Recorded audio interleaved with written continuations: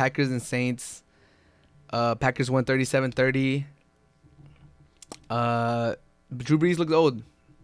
Drew Brees looks old. I have a Saints fan, my boy Zach, and he's ready to just give up on Drew Brees. He's ready to just move on. He's like, man, I don't care what he's done for us, which is kind of crazy, but he said that. He's like, I don't care what he's done for us. And man has a noodle arm. Like, man, he's so washed. Like, get him out of there. And I think he likes Hill a lot, the backup QB, or like the gadget, whatever they have. And he messed up on the game too, and it kind of like turned the game around when he fumbled. But the Saints, I don't think the main problem for the Saints, I don't think is their offense, or I don't think it's Drew Brees. I think it's their defense. Their defense can't stop anybody. Like they made Derek Carr look like a awesome franchise quarterback. They had Carr talking about, I'm gonna play the rest of my career here for the Raiders after Monday night, 2 weekends ago. And so the only reason he said that is because he felt good. He's like, man, that was a good Monday night performance. Like, yeah, I could go up to the podium and say, I'm gonna be playing the rest of my career here. And then he goes and plays the Patriots, and he gets humbled, and he basically looked like Derek Carr again. So I think that shows that the Saints don't have a good defense. They are missing Michael Thomas, one of the best wide receivers in the league, if not the best one. So I think that will help him once he comes back. But like I said, the main problem for the Saints is not their offense, even though they have been struggling. Don't get me wrong, but their main problem is their defense. They just can't stop anybody. They can't generate enough pass rush. The cornerbacks are bad. It's looking like they're gonna struggle this season if they don't get it together.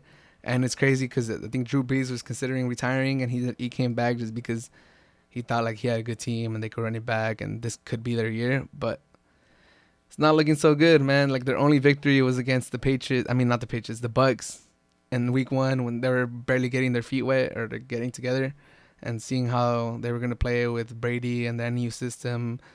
So, I mean, Saints might be in trouble, man. They might not make the playoffs. I'm not hopping off yet. I think they'll turn it around. I think they'll still make the playoffs. And I think like by week 8, they might be like 5-3 or like 6-2 around not 6-2, but like 5-3, 5-4, turning their season around, starting to get some strides. I'm not going to jump off yet. I think Drew Brees still has one good year in him. I feel like he's going to turn it around. Once Michael Thomas comes back, it's going to change everything, and their offense is going to start looking like the Saints' offense again. But I could be wrong. He might be over the hill. He might be done, and it might be they might have to put Winston in, which would be crazy. But as far as the Packers go, they're 3-0, and they're in good position to get the bye week in the NFC. I'm guess my pick was the Seahawks. I think they're gonna get the bye week, but the Seahawks play in the hardest division in football, so they got to play the Rams twice, Cardinals twice, and the 49ers twice. So that's 6 really tough games. Whereas the Packers, they got the 0-3 Vikings, they got the 1-2 Lions, and they got the Nick Foles 3-0 Bears. So easier division. Like they already beat the Saints, which was one of the teams that was gonna compete for the number 1 seed theoretically before the season. So who's really left? Who's really left to compete for that number 1 seed?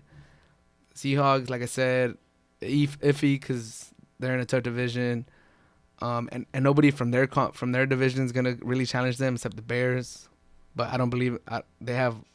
It's Foles against Rodgers. So obviously I'm gonna go with Rodgers. And then from the Saints division, the Bucs could theoretically push him for that number 1 seed. And then who's the other one? South, East. The East is just terrible. So it does look like if you're a Packer fan, it could be good for you. It looks like 3-0, great start to the season. And it looks like you guys are on track to get that number 1 seed. So shout out to all the Packer fans out there. It's looking like it's going to be a good season. Rodgers is looking great. This might be the year he gets his second chip.